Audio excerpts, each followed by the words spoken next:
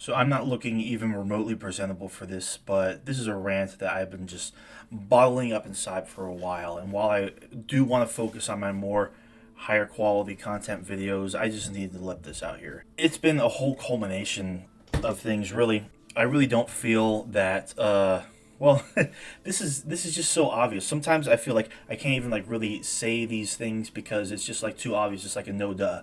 But a lot of people just don't really understand, or they just completely ignore it. But leftists are pretty hopeless right now.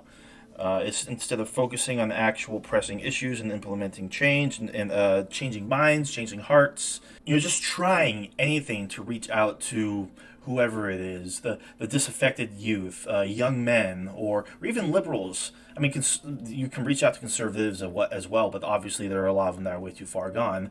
The GOP keeps on like pushing and pushing and pushing the Overton window to the right, and what's happening in the meantime? Like the center gets more pulled to the right as well. But where is all the power held? It's held in the two political parties within the United States, the Democrats and the Republicans. One example of what I'm talking about is, the Jimmy Dores, the Breonna Jory Grays, the RBNs, the Revolutionary Black Network, which used to be called the Fred Hampton Leftists before they got in trouble and they had to change their name and pretend they didn't get in trouble. That includes Sabby, JB Fiant, something like that, Socialist MMA, grifters, genuine grifters. They recently had on Marianne Williamson, and by the end of the actual conversation, just exposed a whole hell of a lot.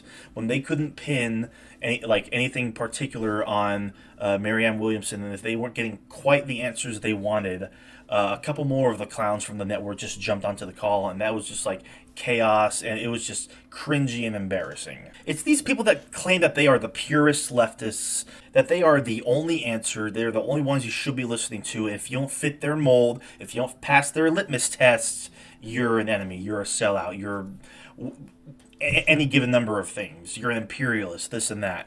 And more and more and more, with each passing day, liberals tend to be proven correct. Leftists really do have just rigid litmus tests. Nothing is ever enough. And I'm not saying to just give up. I'm not just saying to stop pressuring power to actually do the right thing, to actually call out power where it's appropriate in good faith.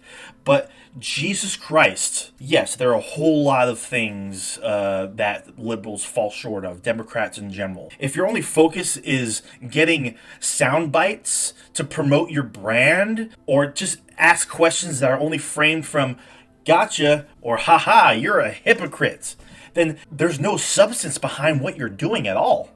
What are you doing to change minds? And of course, this plays into the whole debate of third party versus running a leftist in the Democratic Party. Because as I said, there are two poles of power in the United States, the Republican Party and the Democratic Party.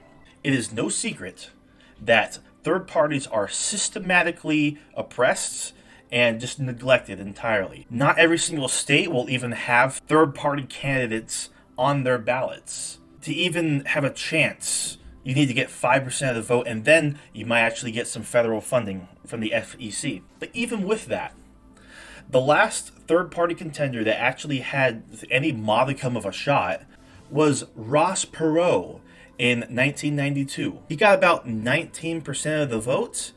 Guess how many electoral votes he got? None. Zero. Zilch. Nada. So I ask these purer than thou, holier than thou leftists, where's your third party? That interview with Marianne Williamson that RBN did, it really said a whole lot. A lot of leftists don't really care about making a change for as many people as possible. It's about, if I don't get this thing that I want, then I can just dismiss this movement entirely. If you don't fit my rigid standards, I really don't care about you getting into power and incorporating change. I don't care about furthering your goals. Like, for example, like I said, Marianne Williamson. I think she would actually make a really good president. Will she ever become president? No. But take what she said from that interview. The goal is to change minds. Get in there. And even if you don't make it, drag that Overton window back to the left. Outflank the Democrats. Even if you don't get into power yourself, getting into getting elected locally, that makes a big difference. Even getting on the debate stage with Joe Biden or any number of Democrats, really, like that makes a difference. Getting the message out there, because not enough people are hearing it. Whether it be the corruption of Israel and the treatment of the Palestinians, or whether it be like, oh, maybe we're actually sending like way too much in funding to Ukraine, or why the hell do Americans not have health care yet? Because ultimately, a lot of leftists are missing the forest for the trees. The terminally online left, I guess you could call it, like people who live on Twitter 18 hours a day. They rather get into these pointless, meaningless squabbles over nothing, over streamers, over individual personalities, rather than, oh, well, this group of people, they're having a problem. They're being oppressed, they're being discriminated against, or certain policies are preventing this other group of people or this area of the country from getting the help that they need, etc., etc. No, instead of that, most of what you get is just drama. And I am so sick and tired of it. It is so constant. It is so pervasive. While Republicans are signaling that the moment they get into office, they're going to take away any and all medical care for all trans people, no matter what age you are. They're already in the process of their fascist takeover right now. And who's stopping them? Liberals? How many people in government right now do you see standing up for trans individuals compared to how many you see on the right that are actively attacking them or conflating them with predators? But no, so-and-so personality said this somewhat problematic thing that we interpreted uncharitably, so this has to be the focus for the next several weeks. Not the fact that there's a genocide going on right now. And this isn't me being hyperbolic. This is me pointing out that you're not listening to these Republicans. You're not listening to these fascist pundits that play ball for the Republican Party and spew all this hate and bigotry because it's so constant. We're just so numb to it. We think, I can just dismiss this person because they're not serious, and a lot of them aren't, but that rhetoric sticks with their audience. And this is why I'm saying, like, leftist infighting is just over the most medial, insignificant, just bullshit drama. It's a constantly sobering reminder for me that just leftism as a whole doesn't really have much hope right now. And unless something drastic is done, fascism is on a trajectory to win right now. And what's worse is that whatever hope we have remaining is left up to liberals. But because liberals aren't good enough, we can just write them off, right? They're not what we want. So who cares if they win? Who cares if, they lose seats to the Republican Party? Who cares, right? Because voting doesn't matter. Our democracy is not perfect. The Electoral College should be abolished. When you do really big things, such as overturn Roe versus Wade, which was a long-term goal of the Republicans, who, through electing Trump, were able to get 3 Supreme Court justices in there and do their bidding. Roe v. Wade was overturned. And they're not going to stop there. It would have been prevented if lesser of two evils argument was actually taken seriously and Hillary was elected. Because in hindsight, it would have been a better deal. As terrible as Hillary obviously was, I'm not going to get into that. But trans people, they're next on the chopping block. Because the culture war thing, wokeism, whatever that means, that is the hyperfixation of Republican media right now. If they scare you enough about woke this or woke that, whatever the hell it is, they could win. And my point about Roe v. Wade was the reaction to that was people actually going out and voting.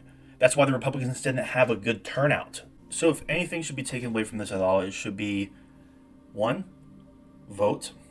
2, render the GOP obsolete, which I guess goes with voting right, because that's the only way you actually change the people that are within government, not just at the federal level, but at the state and local as well.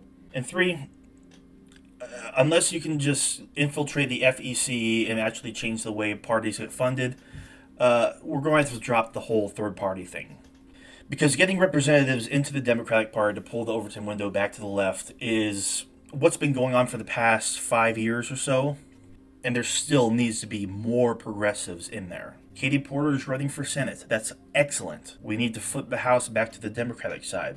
I mean, for crying out loud, the House just passed a bill or something like that, some sort of act that was nothing but condemning socialism.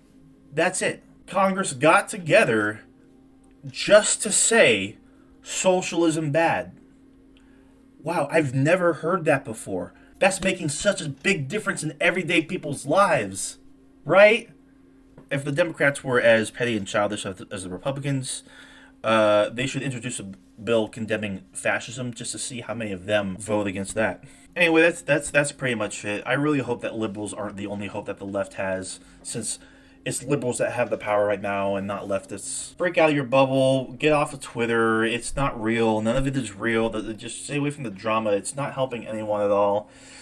My words won't be abided by, of course. I'm just one guy who rarely uploads. But if you watch this to the end, I really appreciate that. Subscribe if you haven't. Leave a like and comment if you could. Follow me on Twitter and all that garbage, I guess. See ya.